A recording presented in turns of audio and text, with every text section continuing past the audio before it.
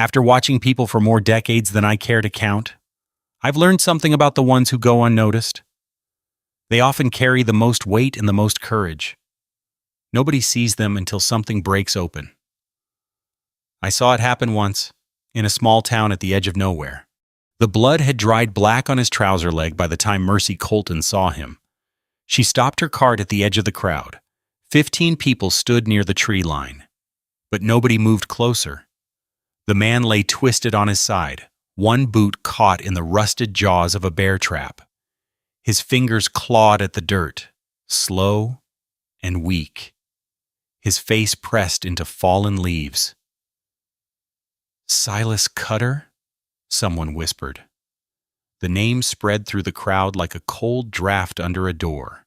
Doc Webb crossed his arms. "Ain't touching that one." One by one, they turned and walked away. Mercy did not move. Pastor Thomas remained. He looked at her, then at her wagon. "Miss Colton," he said quietly, "you got a wagon." It was not a question. If you're watching from a place where folks still look out for one another, I'd love to hear from you. Drop a comment and tell me where you're joining from. And if you've been enjoying these stories, consider subscribing to be part of this community. Mercy did not eat supper that night. She sat at her kitchen table, hands wrapped around a cup of water she never lifted to her lips. The light through the window turned from gold to gray to nothing. She did not rise to light the lamp. The image stayed behind her eyes.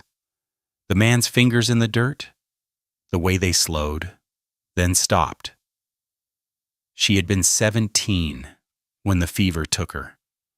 3 days she lay on this same bed, throat so dry she could not call out.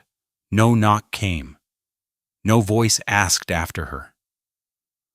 On the 4th day she crawled to the well herself, hauled the bucket with arms that shook like wet rope. Mercy pushed back from the table. The chair legs scraped against the floor. She lit the coal oil lamp, took her bone-handled knife from the drawer, pulled on her father's old coat, the one with the deep pockets. She grabbed the wool blanket from the back of her chair and a length of rope from the shed. The town lay quiet. Yellow light spilled from the saloon windows, 2 streets over, and somewhere a piano played something slow and sad. She kept to the shadows, her cartwheels grinding soft against the packed earth. Half a mile to the tree line. She smelled him before she saw him sweat. Iron. Something sour underneath. His chest rose in shallow hitches. The trap's teeth had torn through wool and flesh both. And the blood around his calf had gone sticky in the cool air. Mercy knelt. Her knees pressed into damp leaves. She worked at the knife blade between the trap's rusted jaws, levering, her breath coming hard. The spring groaned. The jaws opened an inch. She grabbed his boot and pulled his leg free. He made a sound, not a scream, something lower, animal. She spread the blanket beside him, rolled him onto it, then looped the rope under his arms. She braced her heels against a tree root and pulled. Her shoulders burned. Her back screamed, inch by inch. She dragged him to the cart, then used the wheel as leverage to roll him up and over the edge. The wheels creaked under the new weight. She pulled the cart through the back paths, staying clear of the main road. At her door, she dragged him inside. He lay on her bed now, face gray, lips cracked. His hand shot out and caught her wrist. His eyes were open, wild, seeing something that was not there. "Please," he rasped. "Don't let him take me. They'll hang me before I can say a word." His grip tightened. "Who?" Mercy whispered. But his eyes rolled back, and he was gone again, chest heaving, mouth working around words she could not hear. The first night, She did not sleep. Mercy sat on the edge of her rocking chair, the book open on her lap, Gunn's Domestic Medicine. The pages were yellowed, the spine cracked in 3 places. She had found it in her mother's trunk years ago, never opened it until now. The words blurred under the lamp's orange glow. She read the same passage 4 times. Clean the wound with boiled water. Apply a poultice of comfrey leaves. Change the dressing twice daily. She boiled the water. She went out to the small garden by the back step, herbs mostly, things her mother had planted and she had kept alive without really knowing why. Comfrey, yarrow, mint. She pulled the comfrey leaves and mashed them with a wooden spoon until her wrist ached. She cut strips from her only spare sheet. The man on her bed, Silas Cutter, thrashed when she touched his leg. His back arched off the mattress. His hands clawed at the quilt. She looked at the wound in the lamplight.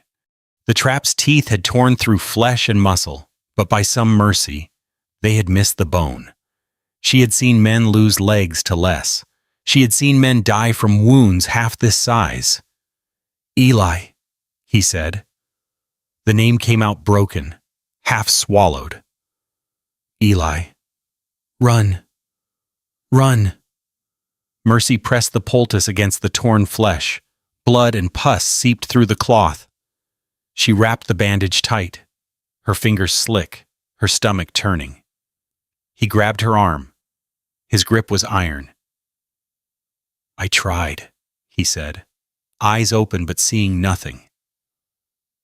"I tried to get there. I tried." She did not pull away. She waited until his hand went slack, until his head fell back against the pillow, until his breathing turned shallow and even. The second night, the fever climbed. His skin burned under her palm.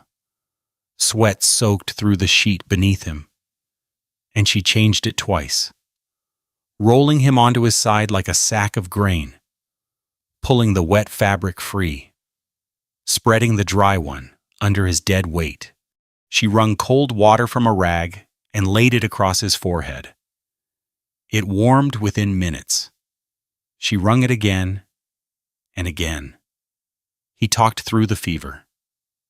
Sometimes he whispered. Sometimes he shouted. The name came back, over and over.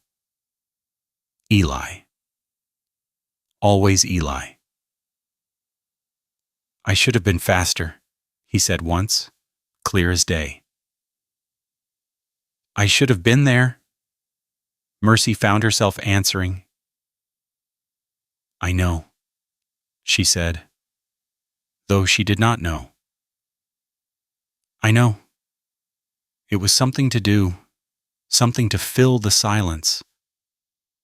She told him about the laundry she would not deliver tomorrow, about the way Mrs. Miller always complained about the starch, about the stray cat that came to her back step every morning, the orange one with the torn ear. He did not hear her. She knew that. But she kept talking anyway, the words spilling out like water from a cracked jug. The third night. She changed the poultice and checked for the smell of rot. It was not there. The flesh around the wound had gone from angry red to a duller pink. Progress. Maybe. She kept talking. She told him about the church where she had grown up, about the other children who had been adopted, one by one, while she stayed behind, about the day she realized no family would ever choose her. She told him things she had never told anyone, because he could not hear. And that made it safe. The fourth night, his fever spiked again. She pressed her hand to his forehead and pulled it back like she had touched a stove. His body shook with chills, even as sweat poured from his skin. She wrapped him in every blanket she owned and sat beside him, watching his chest rise and fall, counting the seconds between each breath. "Eli," he moaned. I'm sorry. I'm so sorry. Hush, she said, not knowing what else to say. Hush now. The fifth night, his breathing steadied. She noticed it sometime after midnight. The ragged hitches smoothed out. The shaking stopped. His face, gray for days, carried a faint flush now. When she pressed her hand to his forehead, the heat had broken. She closed the book. She set it on the floor beside the chair. She leaned her head back and let her eyes close just for a moment. Morning light woke her. It came through the gap in the shutters. A thin blade of gold that fell across her lap. Her neck ached. Her back ached. Her hands, folded in her lap, were still stained faint brown from the comfrey. She opened her eyes. He was watching her. Mercy's body went rigid. Her hands gripped the armrests of the chair. She did not breathe. Silas Cutter lay still on the bed, his head turned toward her. His eyes were clear now, pale gray in the early light. He did not move. He did not speak. He simply looked at her hair, loose and tangled around her shoulders, at the crease on her cheek where she had slept against her sleeve, at the dark circles under her eyes. She waited for him to lunge, to shout, to demand to know where he was, who she was, what she had done. He did none of those things. "You look worse than I feel," he said. His voice came out rough, scraped raw from days of fever talk. But there was something in it, a dry edge, almost a smile buried underneath. Mercy stared at him. "You ain't seen yourself in a mirror lately," she said. The words came out before she could stop them. She watched his face, waiting for anger, for confusion. He made a sound. Low, quiet. It took her a moment to realize he was laughing or trying to. It turned into a cough, and he winced, his hand moving toward his leg. "Don't," she said. She rose from the chair, her joints protesting. "Don't touch it. I just changed the dressing." He let his hand fall back. His eyes moved around the room, the small stove in the corner, the table with its single chair, the patchwork quilt folded over the back of the rocker, the book on the floor. "Where am I?" he asked. "My house, edge of town." "How long?" 5 days, 6 nights. He was quiet. She watched him piece it together, the trap, the crowd, the darkness. "You," he said slowly, "you brought me here." It was not a question. She did not answer. Why? She had asked herself the same thing 100 times. She still had no answer that made sense. "You kept saying a name," she said instead. "Eli," over and over. The change in his face was immediate. The dry humor drained away. His jaw tightened. His eyes, which had been open and almost warm, went flat. "Who is Eli?" she asked. The silence stretched. The light through the shutters crept higher, touching the foot of the bed. "My brother," Silas said finally. His voice was different now, hollow. "He's dead." Mercy stood by the chair, her hand resting on its back. She did not move closer. She did not offer comfort. "The men in town," she said. "They say you killed someone." Silas looked at her. His gaze was steady, unflinching. "I did," he said. and I'd do it again. Mercy did not flinch. She stood by the rocking chair, her hand resting on its back, and looked at the man in her bed. The man who had just told her he killed someone. The man half the territory called a monster. "Tell me," she said. Silas's eyes searched her face. Whatever he found there made him exhale slowly, the tension leaving his shoulders. 3 years ago, he said. Up in the Sangre de Cristos. I had a cabin there. Small place, nothing much, just me and Eli. He paused. His hand moved toward his leg, then stopped. Eli was 20, wanted to see the world. I told him the world wasn't worth seeing, but he didn't listen. He never listened. A ghost of something crossed his face. He'd gone to town for supplies. 2 days' ride each way. I waited. He didn't come back. Mercy lowered herself into the rocking chair. The wood creaked beneath her weight. I found him on the 3rd day. Silas continued. His voice had gone flat, like a man reading from a page. 1.5 miles from the cabin, 4 men had jumped him on the road, took his horse, his money, everything. Left him in the dirt with a knife wound in his gut. His jaw tightened. He was still alive when I got there. Barely. I carried him back to the cabin. Tried to stop the bleeding. Tried everything I knew. He looked down at his hands, scarred and calloused, lying still on the quilt. He held on for 2 weeks. Then the wound went bad. Fever took him on the 15th day. The room was silent except for the faint creak of the chair as Mercy shifted her weight. The men who did it, she said. I tracked them. Silas's voice did not waver. Found them at a mining camp 2 valleys over. The one who'd held the knife, I caught him alone by the creek. We had words. He went for his gun. I was faster. You killed him.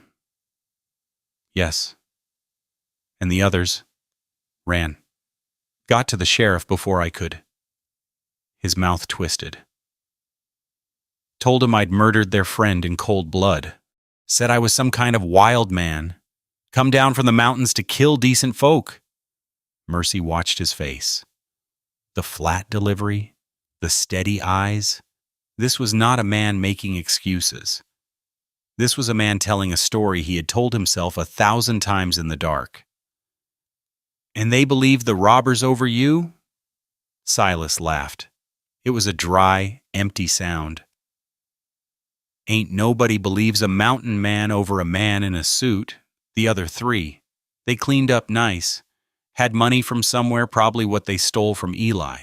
Hired a lawyer. Told their story. I told mine. He shrugged. A small motion that made him wince. Jury took an hour. Guilty. They were set to hang me in the spring. But you ran. Broke out the night before. Been running since. The morning light had shifted, climbing the wall behind him. Mercy could hear a rooster somewhere in the distance, and the faint creak of a wagon passing on the main road. 3 years, she said. 3 years. She rose from the chair. Her body protested her back, her shoulders, everything stiff from nights without proper sleep. She moved to the small stove in the corner, where the water pot sat cold and empty. I have to go to work, she said. I've missed too many days already, people. People will talk. People already talk. She turned to look at him. He was watching her with those pale gray eyes. Clear now, measuring.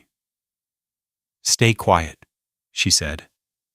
Don't go near the windows. Don't open the door for anyone. And if someone comes, the root cellar, trapdoors under the rug by the stove, you'll fit if you curl up tight.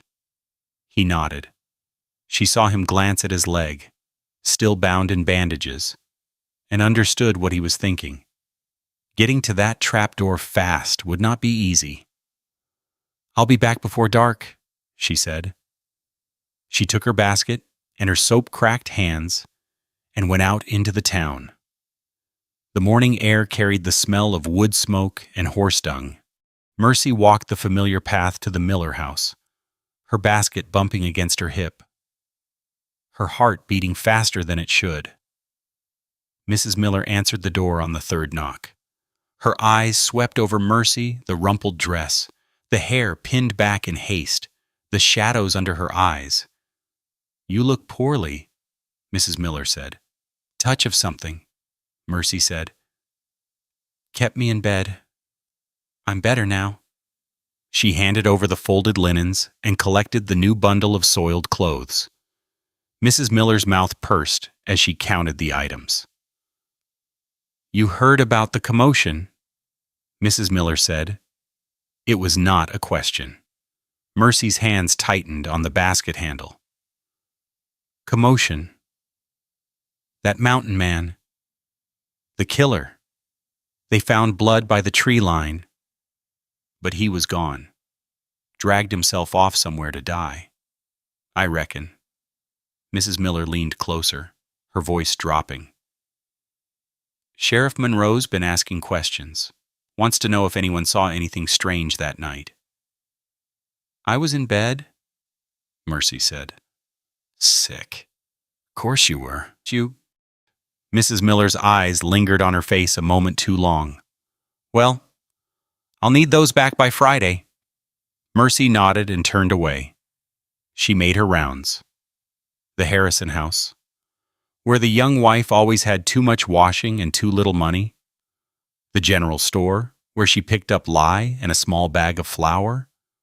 The widow Crawford's place, where she collected sheets that smelled of lavender and old age.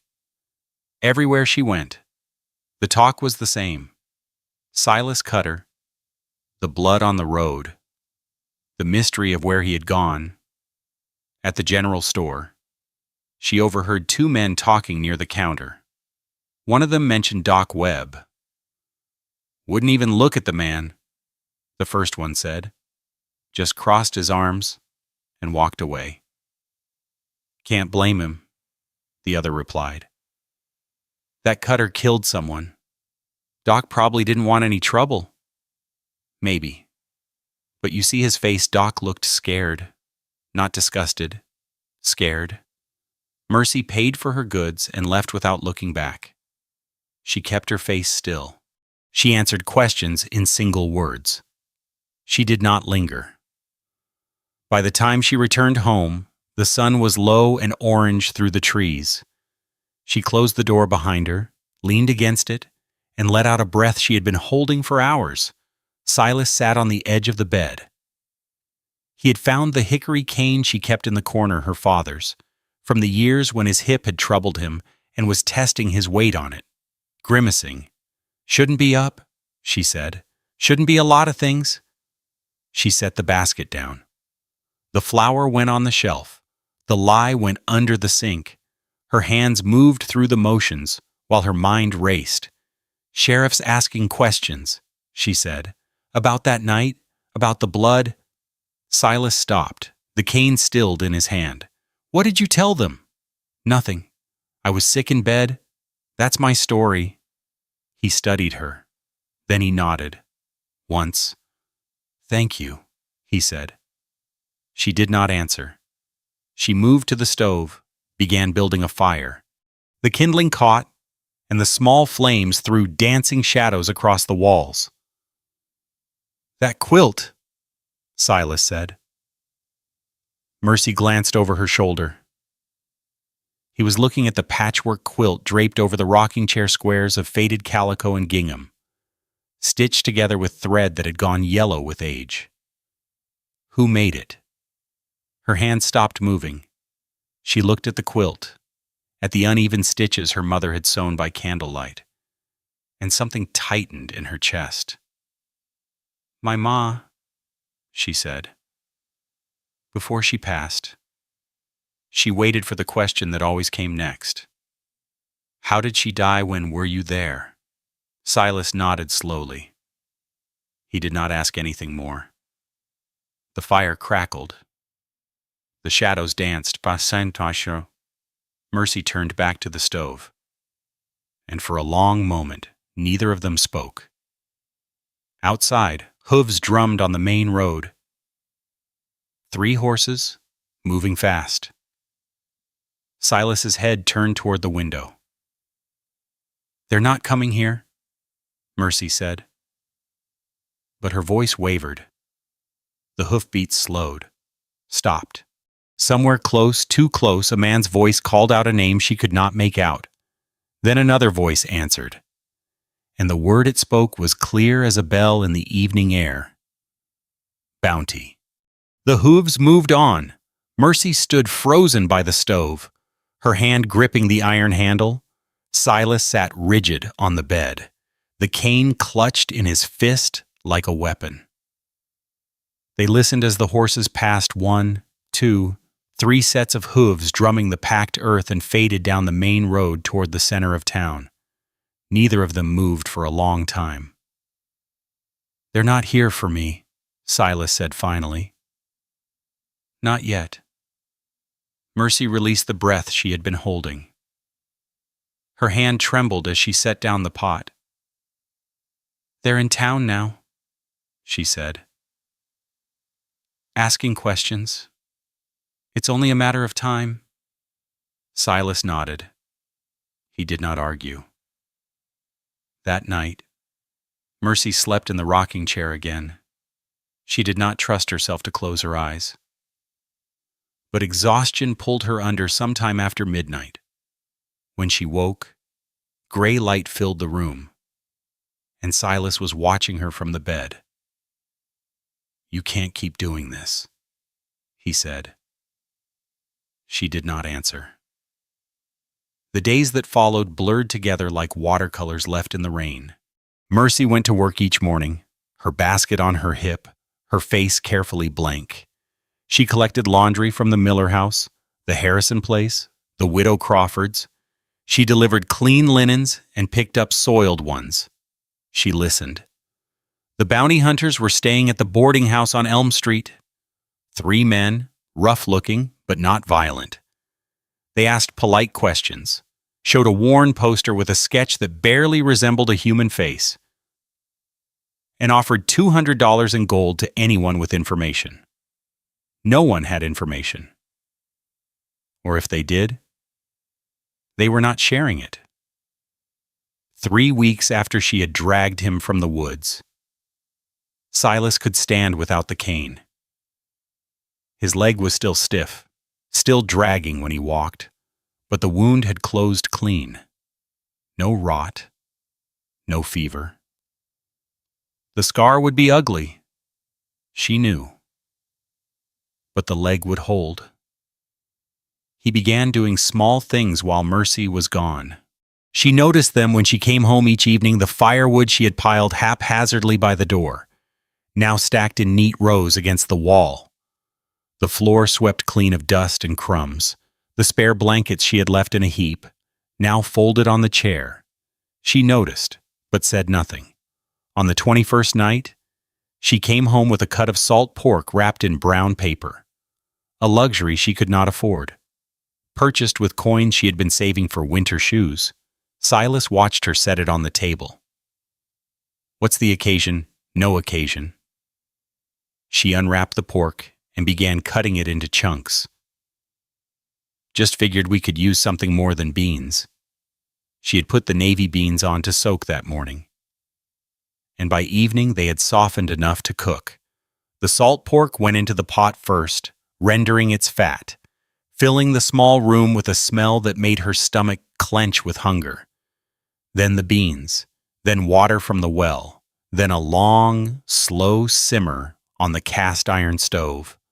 When the soup was ready, she ladled it into 2 tin bowls. She set them on the table where she had eaten alone for 7 years. The table with one chair that she had never thought to add to. Silas limped over from the bed. He lowered himself onto the wooden crate she had dragged from the corner, the one she usually used to store potatoes. It creaked under his weight but held. They ate in silence. The soup was good, better than good, rich with pork fat and soft beans that melted on the tongue. The lamp between them cast a circle of yellow light, and beyond that circle, the room fell into shadow. "How come you live alone out here?" Mercy looked up. Silas was watching her over his bowl, his spoon still. "What do you mean?" "I mean what I said. Young woman, house of her own, no husband, no family. That ain't common." She set down her spoon. The soup sat heavy in her stomach now.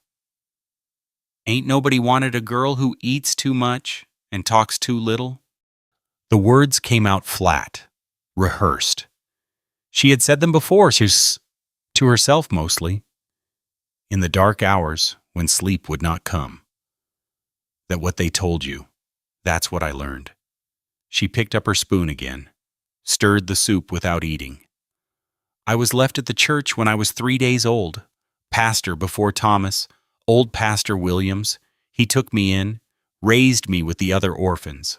There were 4 of us, for a while. What happened to the others? Got adopted. One by one. The Hendersons took Mary when she was 6. The Carters took baby James. Ruth went to a family in Santa Fe when she was 10. She shrugged. I stayed. Why, she laughed. A short, humorless sound. You ever seen a family want the big girl? The one who cost more to feed? The one who couldn't fit into hand-me-downs? The one the other children called Big Mercy like it was my Christian name. Silas was quiet. His spoon sat untouched in his bowl. I aged out when I was 16, Mercy continued. Pastor Williams was gone by then, and Thomas had taken over. He let me stay in the back room of the church for a year, helped me find work, laundry, mostly, some cooking, taking care of folks when they got sick. She gestured at the small room around them. I saved enough to buy this place from the widow Harper when she passed. It ain't much, but it's mine. And you've been alone here ever since. I've been alone my whole life. The house didn't change that. She rose and gathered the empty bowls. The wash basin sat by the window, filled with water she had hauled from the well that morning. She plunged her hands in cold now, but she did not bother to heat it and began scrubbing the bowls with a rag. Folks in this town got no eyes. Silas's voice came from behind her, low and quiet. Mercy's hands stopped moving. The water rippled around her wrists. What's that supposed to mean? Silence. She waited. The water grew still. Outside, somewhere far away, a harmonica played a slow, mournful tune probably from the saloon, where men gathered to drink away the loneliness that followed them home. She did not turn around. After a long moment she heard the creak of the crate as Silas shifted his weight, the tap of the cane against the floor, the rustle of blankets as he settled back onto the bed. He did not answer her question. She finished washing the bowls. She dried them with a clean rag and set them on the shelf. She wiped down the table and swept the crumbs toward the door and did all the small things she did every night, her body moving through the motions while her mind turned his words over and over. Folks in this town got no eyes. She knew what he meant. She knew it the way she knew the weight of her own body, the way she knew the ache in her knees when rain was coming. But knowing and believing were different things. When she finally turned around, Silas was lying on the bed, his face turned toward the wall. The lamp flame guttered low, casting long shadows across the ceiling. She sat in the rocking chair. She did not rock. The harmonica had stopped. The night was quiet, except for the creak of the house settling and the distant call of an owl. "Silas!" He did not move, but she knew he was awake. She could tell by the set of his shoulders, the way his breathing stayed too steady, too controlled. "Thank you," she said. The words felt strange in her mouth. She could not remember the last time she had said them to anyone. He still did not answer. But she saw his shoulders relax, just slightly, and she knew he had heard. She pulled the patchwork quilt from the back of the chair and spread it across her lap. The squares of faded calico and gingham blurred in the dim light. Tomorrow she would go back to work. Tomorrow she would collect laundry and deliver linens and smile at people who looked through her like she was made of glass. Tomorrow the bounty hunters would still be in town, asking their questions, showing their poster. But tonight, for the first time in longer than she could remember, the silence in her small house did not feel like loneliness. It felt like company. She closed her eyes. The rocking chair creaked once, twice, then stilled. Outside, hooves sounded on the road again. Closer this time, and slower. The hooves stopped. Mercy's eyes flew open. The rocking chair creaked beneath her as she sat up. The patchwork quilt sliding from her lap. Across the room, Silas was already sitting up in the bed, his body tense, his hand reaching for the cane. They listened. Voices, low, muffled. Two men, maybe three, somewhere on the road outside. The words were too faint to make out, but the tone carried businesslike, unhurried. Then boots on gravel.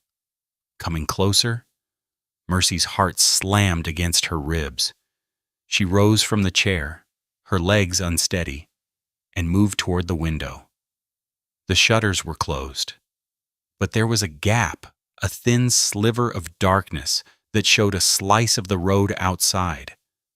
A lantern swung past. Orange light flickered through the gap, then moved on. The footsteps receded. The voices faded.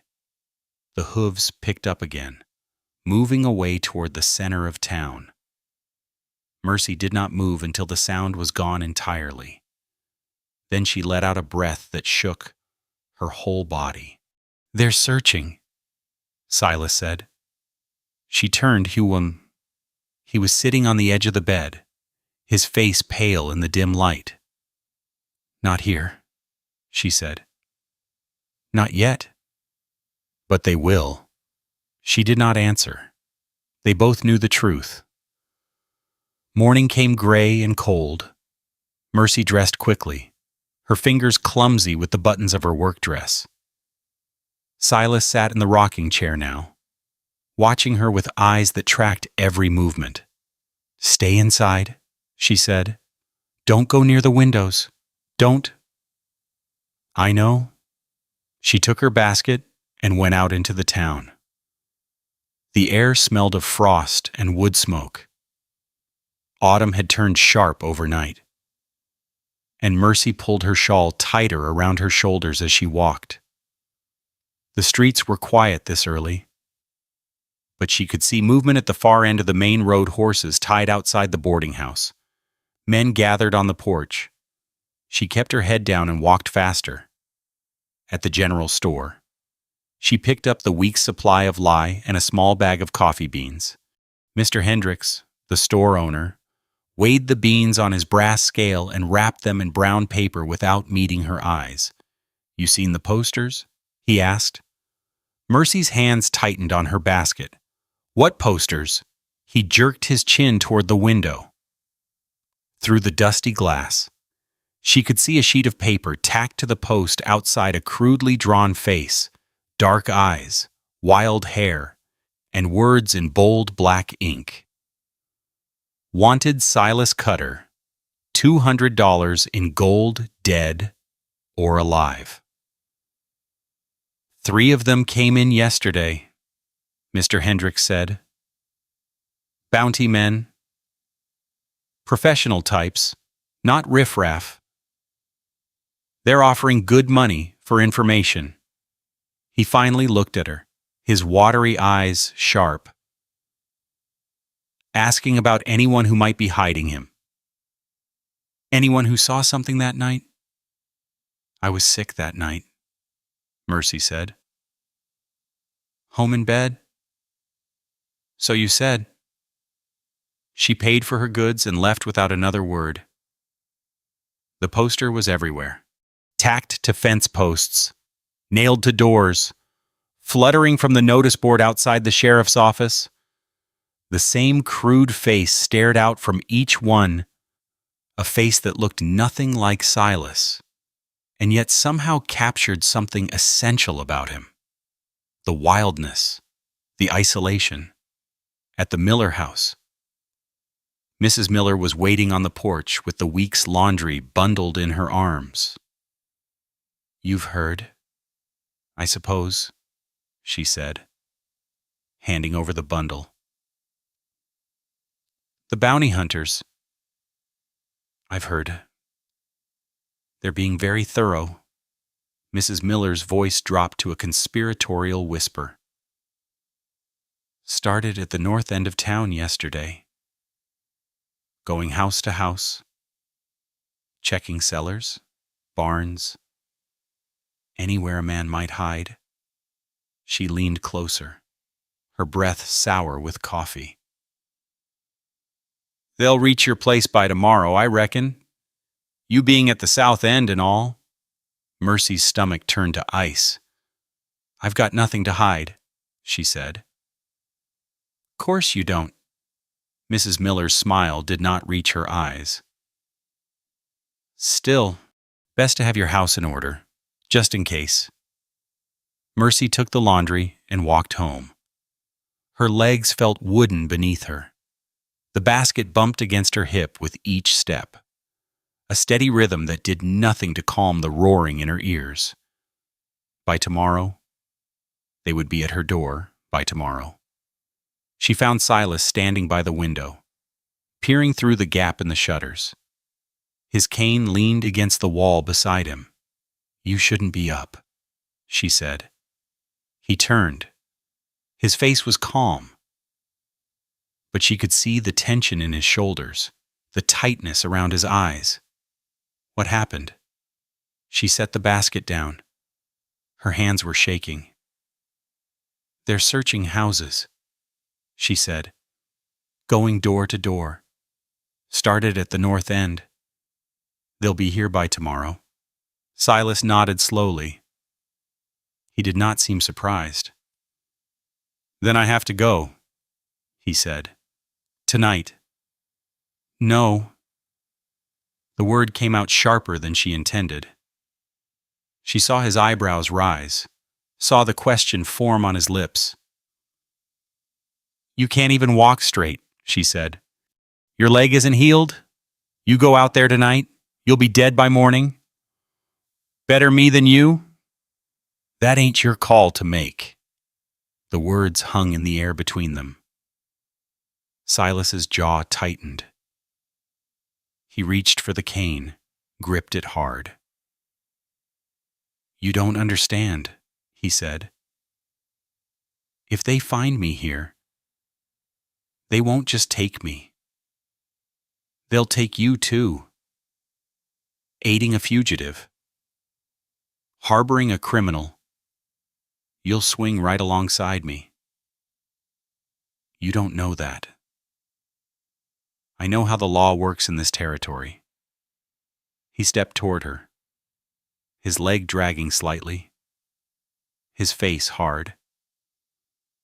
I know what happens to people who get between bounty hunters and their payday. You think they care about right and wrong. You think they care that I killed a man who deserved killing. All they care about is the $200 in gold. Then we'll hide you better. The root cellar. They'll check the cellar. They'll check everywhere.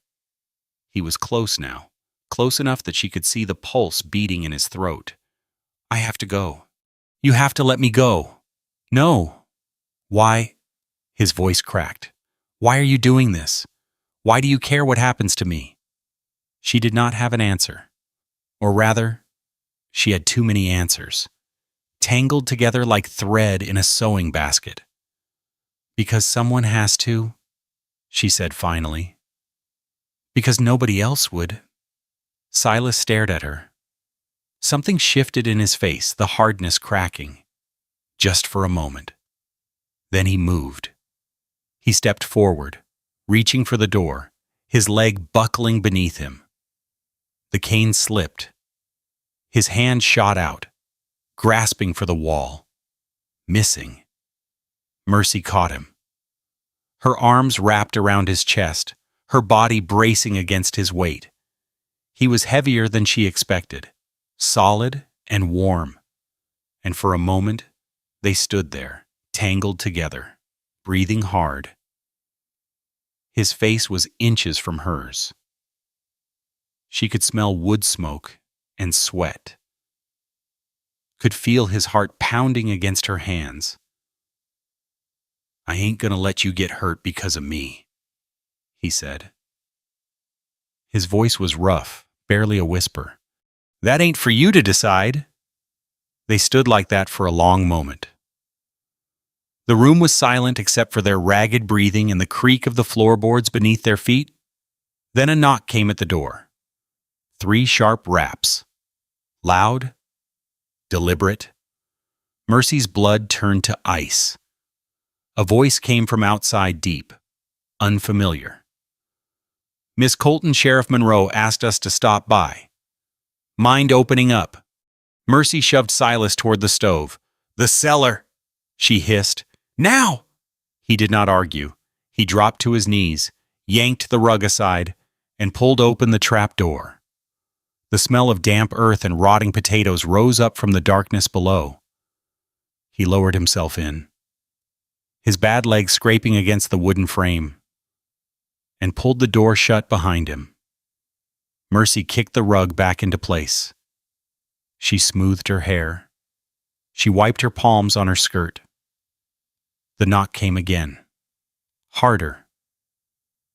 Miss Colton. She crossed to the door and opened it. 2 men stood on her porch. The one in front was young, maybe 25, with a narrow face and a silver star pinned to his vest. Not a lawman's badge, a bounty hunter's mark. The other was older, thick through the shoulders, his hand resting easy on his gun belt. Evening, ma'am, the young one said. He removed his hat. Name's Tully. This here's Webb. We're helping Sheriff Monroe check on folks, making sure everyone's safe. Safe from what? There's a dangerous man on the loose. Silas Cutter. You might have seen the posters. I've seen them. Tully's eyes moved past her, scanning the small room behind, the bed with its rumpled quilt, the rocking chair by the stove, the single lamp burning low on the table. You live alone, Miss Colton. I do. Mind if we take a look around, just a quick check? Won't take but a minute. Mercy's heart hammered against her ribs. She could feel sweat prickling at the back of her neck. I'd rather you didn't, she said. It ain't proper. 2 men in a woman's house after dark. Tully's smile did not reach his eyes. We understand, ma'am. Just doing our job. He leaned to the side, looking past her again. That your root cellar under the rug there. Storage. Potatoes and such. Mind if we... I said no. The word came out harder than she intended. She saw Tully's eyes narrow, saw the older man's hand twitch toward his gun. Ma'am, Tully said, his voice cooling, we can come back with the sheriff, make this official, or you can let us take a quick look now and we'll be on our way. Mercy's mouth went dry. She could feel the seconds stretching, each one heavy as a stone. Fine, she said, but make it quick. She stepped aside. The 2 men entered, their boots loud on the wooden floor. Tully moved toward the bed, lifted the quilt, looked underneath. Webb walked to the corner, checked behind the stove. Mercy watched them, her hands clenched at her sides.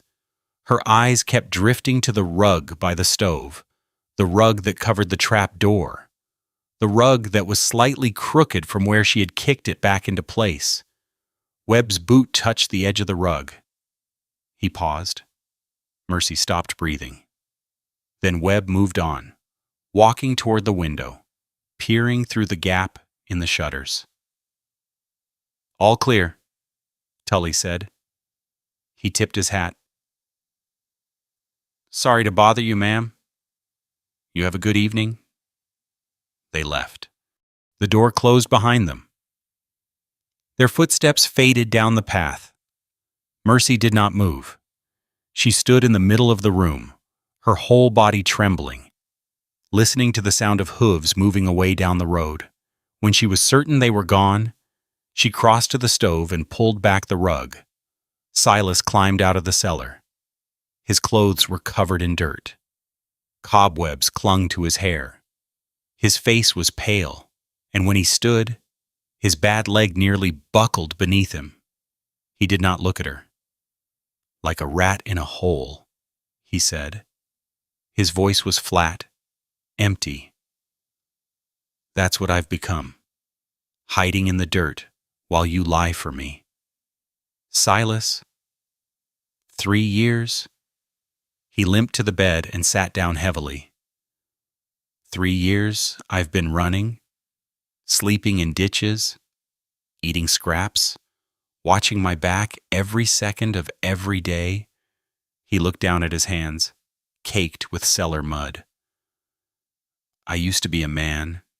I used to have a cabin, a brother, a life. Now I'm hiding in a woman's potato cellar while she risks her neck for me." Mercy did not know what to say. She stood by the stove, her arms wrapped around herself, watching him. "They'll be back," she said finally. "Tomorrow, with the sheriff. I know. We need to figure out what to do. I know."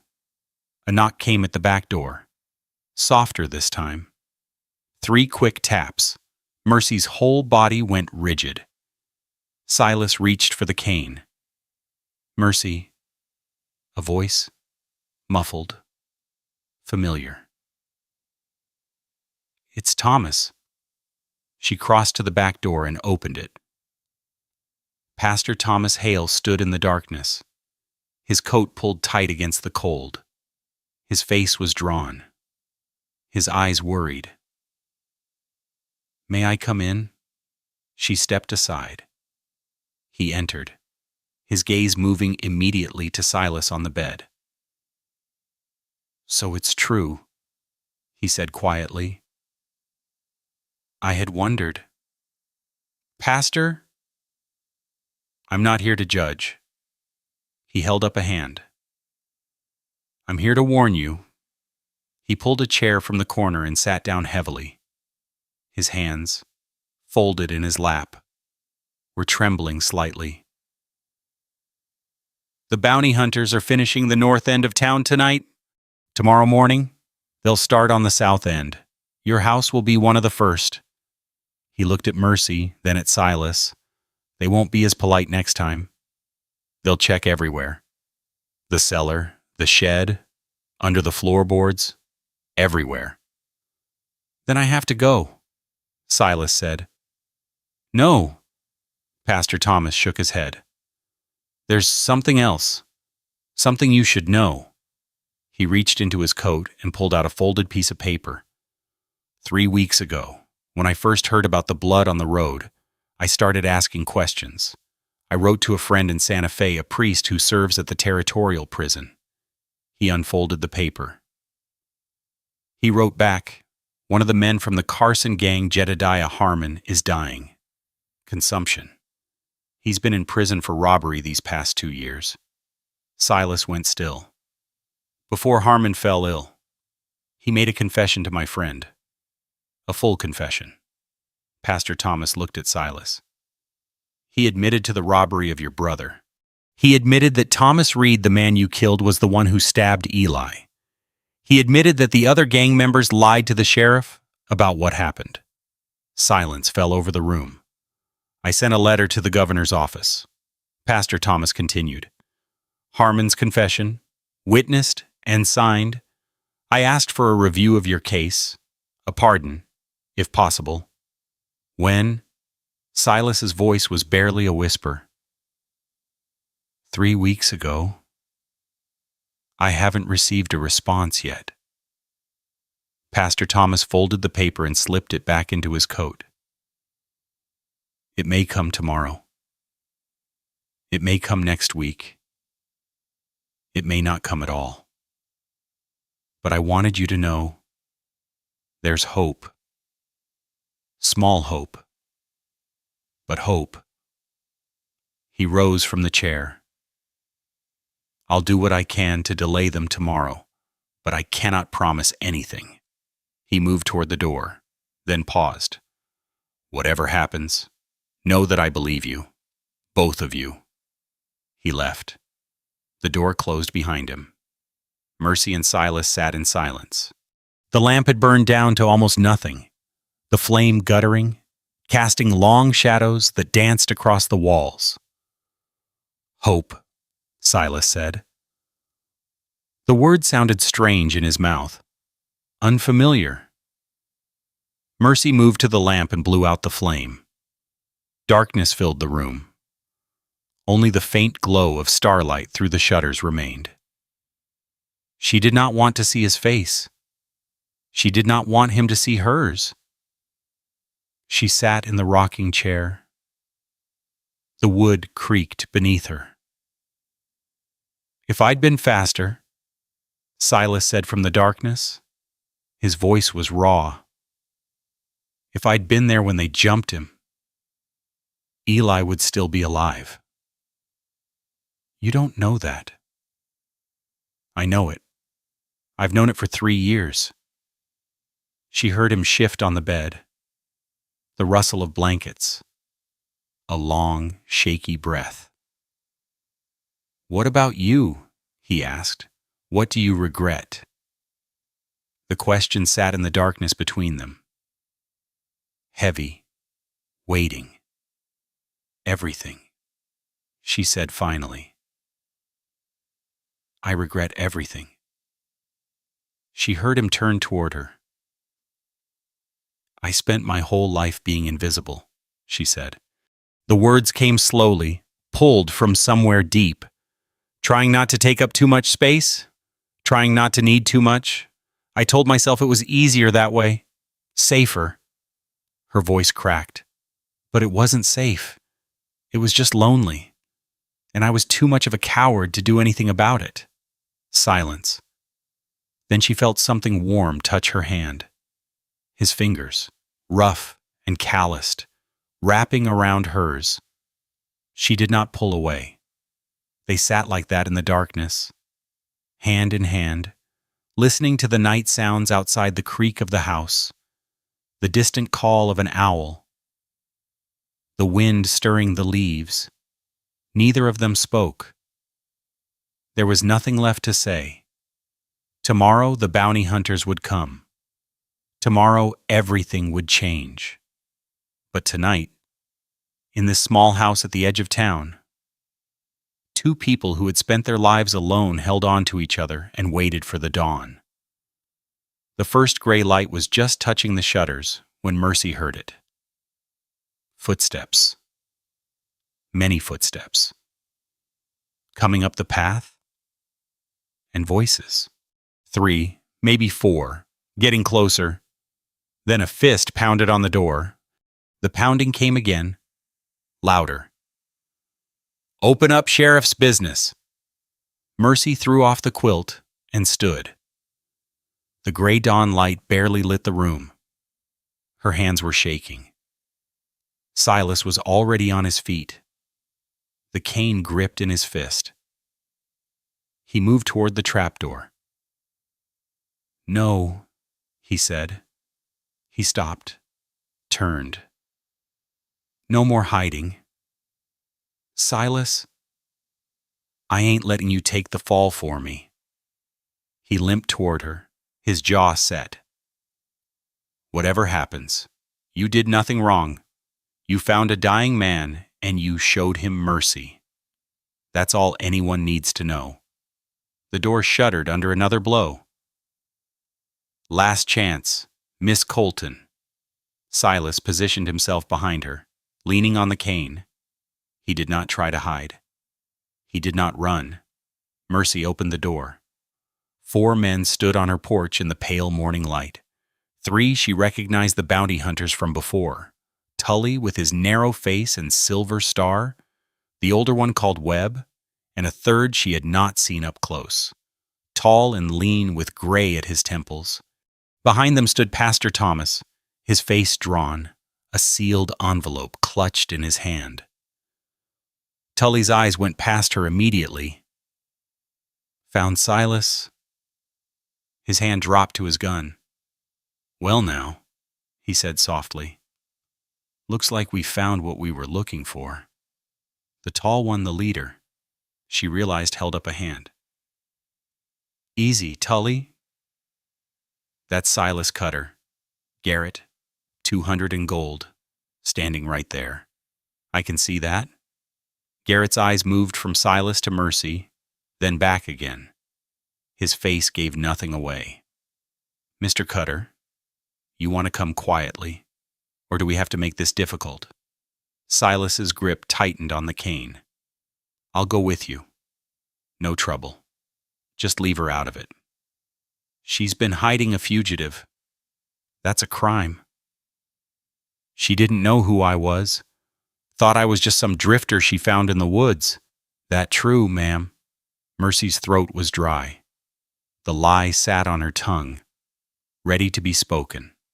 One word, and she would be safe. One word, and this would be over.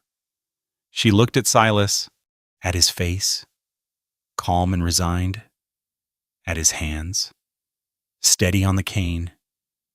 He was giving her a way out. He was sacrificing himself so she could walk free. No, she said. Silas's head snapped toward her. I knew who he was, Mercy said. Her voice came out stronger than she expected. I knew from the start. I brought him here anyway. Mercy, don't. I brought him here because nobody else would help him. Because he was dying in the dirt, and the whole town walked away. She faced Garrett, her chin lifted. I knew what he was accused of, and I knew it wasn't the whole story. Garrett studied her for a long moment. His expression did not change. You know harboring a fugitive is a crime. I know. You know what the penalty is? I know. The silence stretched. The wind stirred the dust on the road. Tully's hand twitched on his gun. Then Pastor Thomas stepped forward. Before you do anything, he said, read this. He held out the envelope. It was thick, cream-colored, with a red wax seal that had been broken. Garrett took it, his eyes narrowing. What is this? Arrived on the mail coach an hour ago, from Santa Fe. Pastor Thomas's voice was steady. Picked it up at the marshal's office myself. Garrett turned the envelope over. His eyes found the seal cracked, but still visible. His face changed. He pulled out the letter inside and unfolded it. His eyes moved across the words. Once, twice. He read it a third time. Well, he said finally. His voice was flat. This changes things. He handed the letter to Tully. Tully read it, his face going pale. Says here he's pardoned, Tully said. Full pardon. Governor's seal and signature. Let me see that. The older bounty hunter Webb grabbed the letter. His eyes scanned the page. Jedediah Harmon, deathbed confession, Says Cutter acted in defense of his brother. Says the killing was justified under territorial law. Harmon was one of them, Pastor Thomas said. One of the men who attacked Eli Cutter. He died of consumption 3 weeks ago. But before he went, he made a full confession to a priest at the territorial prison. The priest wrote it all down, had it witnessed, sent it to the governor. Garrett took the letter back, He folded it carefully, slipped it into his coat. The escape charge, Tully asked. Dismissed. Garrett's voice was clipped. Given the wrongful conviction. Says so right there in the second paragraph. Silence fell over the porch. The morning light was growing stronger now, touching the edges of the roof, the bare branches of the trees. Tully let out a breath. So we rode 3 weeks for nothing. Appears so. The bounty. There is no bounty. Garrett's voice was final. Man's pardoned. Gold goes back to the territory. We're done here. Tully's face twisted. For a moment, Mercy thought he might argue. Then he turned and walked toward his horse, without another word. The older Webb followed, muttering something under his breath. Garrett lingered on the porch. He looked at Mercy, then at Silas, then back at Mercy. You took a risk, he said, for a man everyone said was a killer. Mercy did not answer. Reckon that says something. He tipped his hat. Ma'am, Mr. Cutter. He turned and walked away. The horses mounted. The hooves drummed down the road, fading into the morning. Pastor Thomas remained. The letter came at dawn, he said quietly. I ran all the way here. He was breathing hard, his face flushed. I was afraid I'd be too late. You weren't, Mercy said. Her voice came out strange, distant. Silas had not moved. He stood in the doorway, leaning on the cane, his face blank. It's over, Pastor Thomas said. Silas, do you understand? You're free. The charges are dropped. You can... Silas's legs gave out. He did not fall. He caught himself on the doorframe, lowered himself slowly to the floor. His back pressed against the wood. His hands hung limp at his sides. He did not cry. He did not laugh. He simply sat there, staring at nothing, his chest rising and falling in slow, deep breaths. 3 years. 3 years of running. 3 years of hiding in ditches and sleeping with one eye open and watching every shadow for the men who would drag him to the gallows. Over. Mercy knelt beside him. Her hand found his shoulder. Silas. He did not respond. Silas. Look at me. His eyes moved. Found hers. They were wet. It's over, she said. It's really over. He opened his mouth, closed it, tried again. I don't... His voice cracked. I don't know what to do now. Pastor Thomas cleared his throat. There's time to figure that out. Right now. You should rest. Both of you. He moved toward the door, then paused. Mercy. What you did taking him in, caring for him, standing up for him just now, that took courage. Real courage. His eyes were bright. Your mother would have been proud. He left. The door closed softly behind him. Mercy and Silas sat on the floor of her small house, side by side, their backs against the wall. The morning light streamed through the gap in the shutters, falling across their hands, hers, small and work-worn, his large and scarred, resting inches apart on the wooden floor. 3 years, Silas said finally. His voice was hoarse. I thought it would end with a rope around my neck. I thought... He stopped, swallowed. I never thought it would end like this. How did you think it would end? Alone in a ditch somewhere, or swinging from a tree. He laughed, a short, broken sound. Never figured on a pardon? Never figured on someone like you? Mercy did not know what to say. She looked at her hands, at the cracks in her skin, at the calluses from years of scrubbing other people's clothes. What will you do now? She asked. Silas was quiet for a long moment. I don't know, he said. I ain't thought past tomorrow in 3 years. Didn't see the point. He turned his head, looked at her. What about you? Same as always, I reckon. Laundry, cooking, taking care of folks. Alone. The word hung in the air. She did not answer. Outside, the town was waking up. She could hear the distant clatter of a wagon, the crow of a rooster, the voices of people starting their day, normal sounds, ordinary sounds.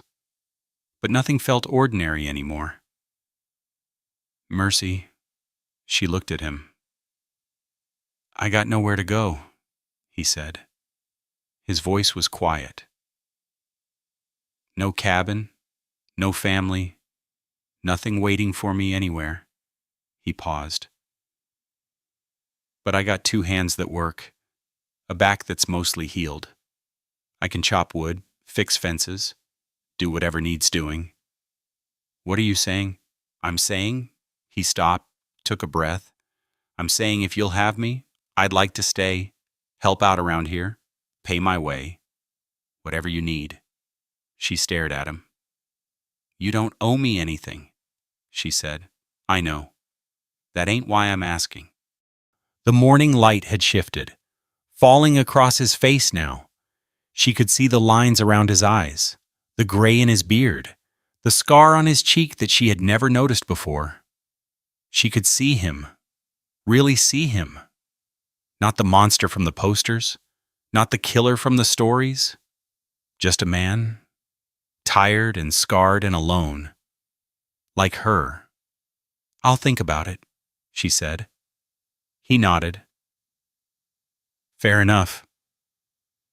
They sat in silence, watching the light move across the floor. Then Mercy heard it. Footsteps. Coming up the path again. Fast. She tensed. A knock came at the door. Urgent. Frantic. Mercy. Pastor Thomas's voice. Breathless. Mercy, open up. There's something else. Something you need to know. She rose, crossed to the door, pulled it open. Pastor Thomas stood there, his face pale, his chest heaving. What is it? Doc Webb, he said. He's gone. Packed up and left in the night. He paused, catching his breath. Mercy. Jed Harmon's confession, it named 4 men in the gang. 3 testified against Silas. The 4th one ran, changed his name, started over somewhere new. Mercy's blood went cold. What are you saying? Pastor Thomas looked past her, at Silas sitting on the floor. Doc Webb, he said. His real name was Marcus Webb. He was the 4th man. He was there the night Eli was killed. The name hit Mercy like a slap. Doc Webb, she repeated. The same Doc Webb who stood over Silas that first day and refused to help him. The same. Pastor Thomas leaned against the doorframe, still catching his breath. I went to his house to tell him the news about the pardon. Door was open, closet empty, horse gone from the stable. Silas had risen from the floor. He stood in the middle of the room, his face hard as stone. He was there, he said. His voice was quiet, controlled. The night they jumped Eli, he was there. According to Harmon's confession, he held the horses, kept watch while the others did the deed. Pastor Thomas shook his head. When things went bad, he ran the farthest, changed his name, learned a trade, built himself a new life here. Mercy's mind was racing. Doc Webb. The man who had looked at Silas bleeding in the dirt and walked away. The man whose eyes had gone strange when Silas's name was mentioned. Not disgust. The men at the general store had said, fear. Now she understood why. Where did he go? Silas asked. No one knows. Could be anywhere by now. Pastor Thomas straightened. The territorial marshal will be notified. His name is on the confession. If he's found, he'll face justice. And if he ain't, Pastor Thomas was quiet for a moment. Then he'll spend the rest of his life looking over his shoulder, same as you did. Silas's jaw tightened. His hands clenched at his sides. Mercy watched him. She could see the war playing out across his face, the old rage rising. The hunger for vengeance that had driven him for 3 years. She waited for him to reach for his coat, for his boots, for the door. He did none of those things. No, he said finally. Pastor Thomas blinked. No. I spent 3 years chasing ghosts. 3 years letting hate eat me up from the inside. Silas looked at Mercy, and something in his face softened. I'm done running both directions. Both. The room was quiet. Morning light filled the space, warm and golden. Pastor Thomas nodded slowly. The marshal will handle it. Webb's name is on the record now. He can't hide forever. He moved toward the door, then paused. You're a free man, Silas. What you do with that freedom is up to you. He looked at Mercy. Both of you have been given something rare, a second chance. Don't waste it. He left. The door closed behind him. Mercy and Silas stood alone in the small house. The morning sounds of the town drifted through the shutters, wagons creaking, voices calling. The ordinary music of life going on. You could have gone after him, Mercy said. I could have. Why didn't you? Silas was quiet for a long moment. He looked around the room at the small stove, the rocking chair, the patchwork quilt, the bed where he had nearly died. Because I don't want to be that man anymore, he said, the one who lives in the dark, waiting for someone to hurt, the one who can't see past his own anger. He met her eyes. I want to be the man you saw, the one you thought was worth saving. Mercy did not know what to say. Her throat was tight.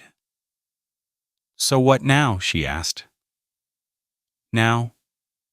He limped to the chair and sat down slowly. His bad legs stretched out before him.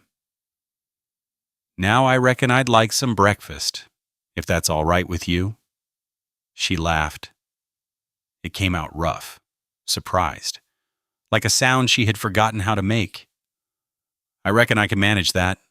The weeks that followed passed slowly, like honey dripping from a spoon. News of the pardon spread through town within a day. Mercy felt the change in the way people looked at her.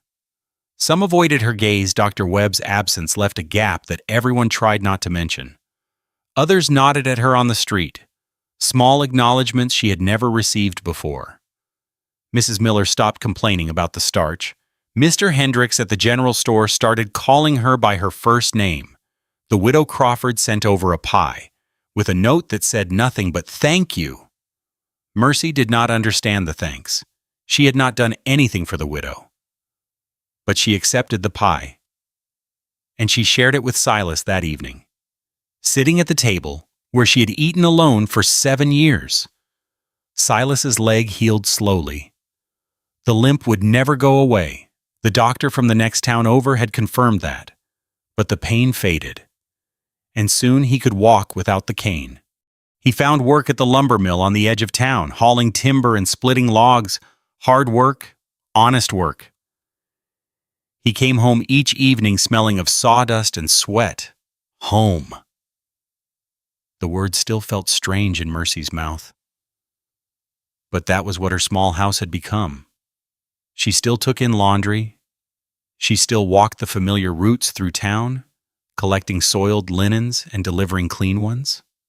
But now there was someone waiting when she came back, someone who asked about her day, someone who noticed when she was tired, who made sure there was water in the kettle and wood stacked by the stove. 1 month after the bounty hunters left, Mercy came home to find Silas on the porch. He was sanding a piece of wood, a long plank, curved at the top. His sleeves were rolled to the elbows, and wood shavings covered his boots. "What's this?" she asked. "Figured you needed a second one." He did not look up from his work. "Can't have you folding yourself into that old rocker every night while I take the bed." "I don't mind the chair." "I know you don't. That's why I'm making you a new one." She watched him work. His hands moved with practiced ease, smoothing the wood, checking the grain. He had done this before, she realized. Somewhere. In another life. He had built things with these same hands. "You planning on staying?" she asked. He looked up then. His eyes found hers. "If you'll have me." The words hung in the air between them. Simple words, ordinary words, but they carried the weight of everything that had passed between them, the fever and the fear, the secrets shared in lamplight, the hands clasped in the dark. "I reckon I will," she said. Silas smiled. It was a real smile, the first she had seen from him. It changed his whole face, softening the hard lines, lighting up the gray eyes. "Then I reckon I'll stay." That evening, they ate supper together at the table, bean soup again, with a heel of bread she had baked that morning. The lamp burned between them, casting a warm circle of light. Afterward, Silas carried the 2 chairs out to the porch, the old one and the new one, side by side. They sat and watched the sun go down over the hills, the sky turning gold and pink, and finally deep purple. The air was cool. Autumn was fading into something colder, and Mercy could smell the change coming, the sharp edge of frost, the dry rustle of dying leaves. "Reckon this is what home feels like," Silas said. Mercy looked at him, at the man who had been a monster in stories, who had become something else entirely in her small house, at the scarred hands resting on the armrests of the chair he had built, at the face, no longer gaunt, turned toward the fading light. "Reckon so," she said. A red maple leaf drifted down from the tree at the edge of her yard. It landed on the porch rail, bright as a flame against the weathered wood. Somewhere in the distance, a harmonica played, probably Silas's. She realized. He had started practicing again. In the evenings when the work was done, the sound drifted across the quiet town, mournful and sweet. Winter was coming. But for the first time in longer than she could remember, Mercy was not afraid of the cold. She had a fire now. She had a roof. She had a chair that fit her, built by hands that knew her shape, and she had someone to sit beside her while the world turned dark and the stars came out, one by one. The wind picked up, stirring the leaves across the porch. Silas reached over and took her hand. His fingers were rough, calloused from weeks of work. Hers were cracked and worn from years of soap and water. But they fit together, somehow. Like two broken things that had found their edges matched. She did not pull away. The last light faded from the sky. The stars appeared, scattered across the darkness like salt on black cloth. The harmonica had stopped. And the night was quiet, except for the creak of the porch chairs and the soft rhythm of their breathing. "Mercy?" Silas said. "Thank you." She turned to look at him. His face was in shadow, but she could see the outline of his profile against the stars. "For what?" "For seeing me." His voice was quiet. "When nobody else would." She thought about that night by the tree line, when the whole town had walked away. She thought about the choice she had made in the darkness, the weight of him on her cart, the fever and the fear and all the days between.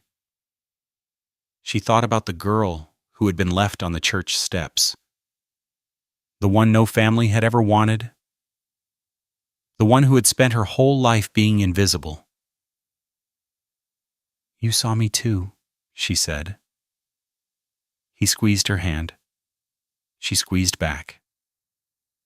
They sat together on the porch of her small house, watching the night deepen over the hills. Tomorrow there would be work to do, laundry to wash, wood to chop, a life to build.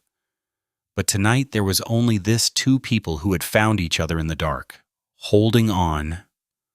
The maple leaf blew off the rail and tumbled away into the night. Neither of them moved to catch it. They did not need to. They had already caught something better. There is something quiet that stays with us.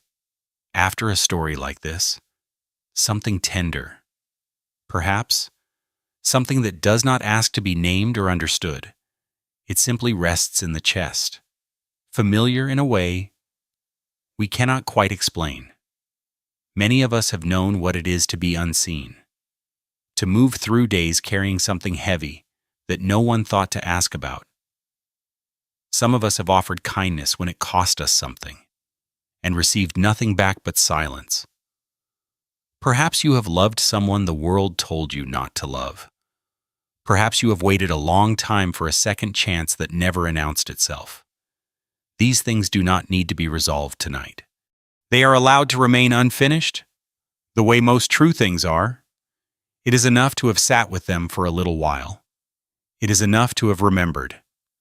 And if something in this story felt familiar, a loneliness you once knew, a kindness you once gave, a hand you once held in the dark, then perhaps that is all it was meant to do. Not to teach, just to sit beside you for a moment. I am grateful you stayed until the end. Thank you for listening.